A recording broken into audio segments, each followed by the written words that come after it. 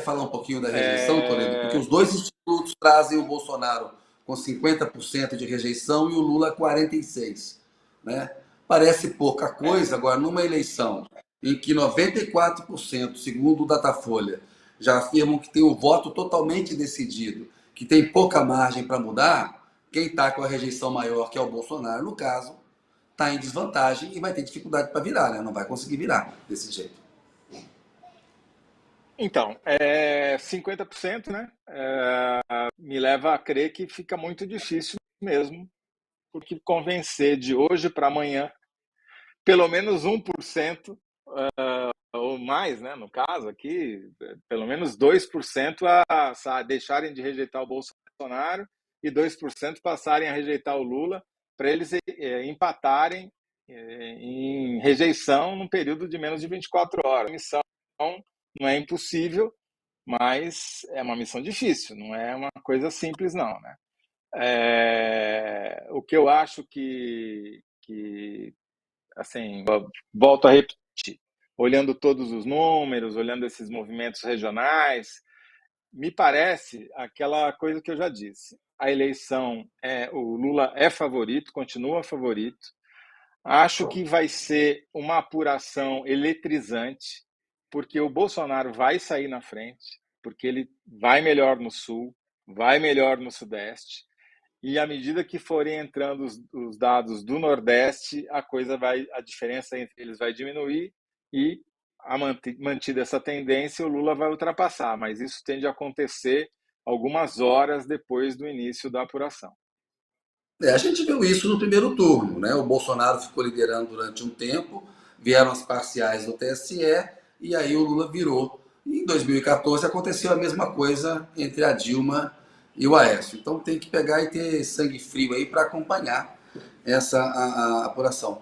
O Bombig, analisa um pouco essa questão da rejeição, 50-46 nessa reta final, como o Zé explicou, é difícil para o Bolsonaro virar esse jogo, né? Não é uma missão impossível, mas é uma missão bem difícil. Fala um pouquinho para a gente a respeito disso. Não, a gente vinha falando da Batalha das Rejeições. O Lula está vencendo a Batalha das Rejeições. Dizíamos desde o início que ela seria crucial na definição do novo presidente. E olha, o Bolsonaro investiu muito em aumentar a rejeição do Lula, né? Investiu muito. Desde lá, abril, maio, desde sempre, na verdade, né? Aumentar a rejeição ao PT, ao Lula.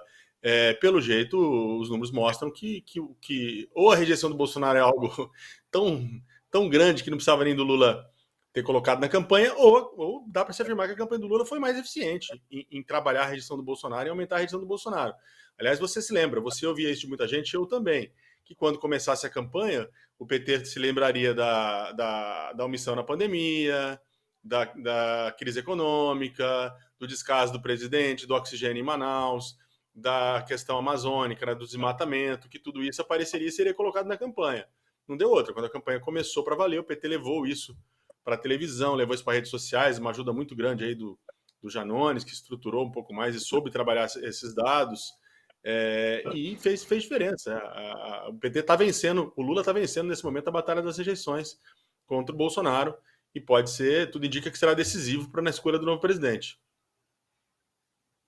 Isso teve muito claro para a campanha do PT o tempo inteiro, que eles precisavam bater no Bolsonaro para manter a rejeição dele alta. Até mesmo quando havia uma discussão se havia um certo exagero, o próprio Lula bancou essa estratégia, porque o Bolsonaro usou, o Toledo lembrou, o consignado, os instrumentos da economia, fake news. É complicado. Eu cobri a eleição lá do Trump e do Biden em 2020, lutar contra uma máquina de mentira. E a gente viu no debate ontem o mentiroso que é o Bolsonaro tentar falar que o Lula mentia, né?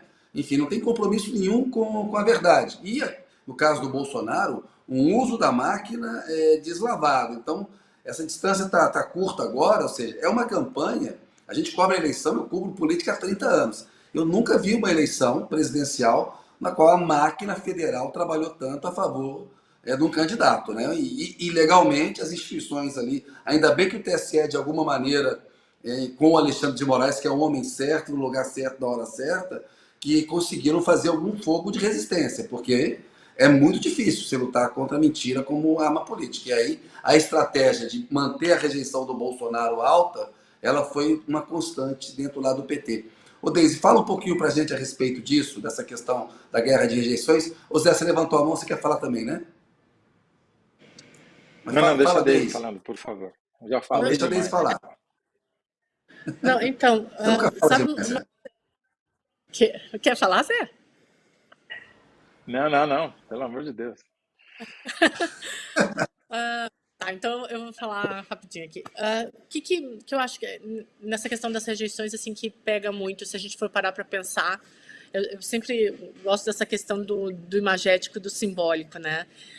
O ex-presidente Lula, ele tem uma rejeição calcada na corrupção.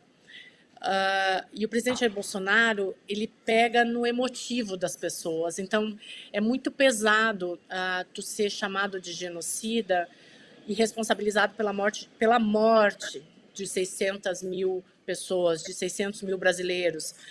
Os ataques do presidente Jair Bolsonaro são a minorias, especificamente direcionados a pessoas, então, a negros, a mulheres. A gente sabe muito bem quem são os alvos.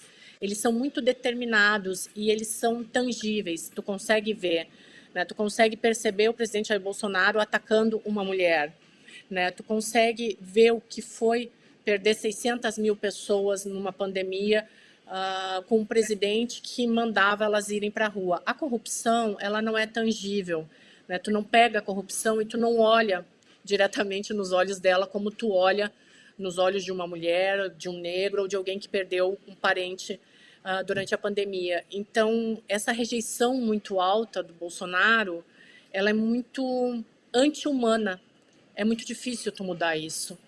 Então, assim, olhando friamente esses números, e, de novo, eu vou me arriscar a dar um palpite aqui, mas é possível que o ex-presidente Lula vença por muito pouco, porque em todos os cenários dá um pouco a mais para o ex-presidente Lula, mas a rejeição do Bolsonaro, ela é anti-humana, e aí